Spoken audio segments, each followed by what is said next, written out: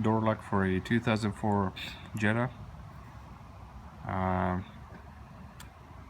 This is where the little cable for the door lock goes, which attaches to the door handle, and this gap right here is for easy access.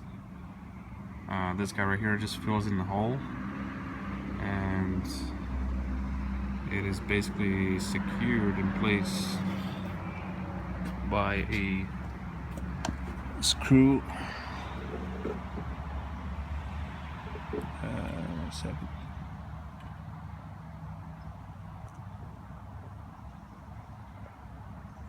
That screw, which is being adjusted by this screwdriver with a T20 Torx fitting, and I've attached a little piece of wire as a reference to keep track of the number of rotations of the screwdriver when I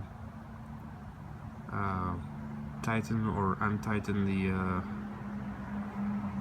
the frame, the assembly that locks this guy in place. The assembly that I'm talking about is this right here, like right above the screw.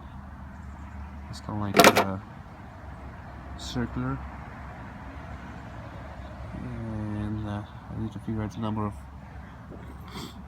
turns to tighten and untighten, because once I put this door lock in through right here, there's basically no way to know what I'm doing.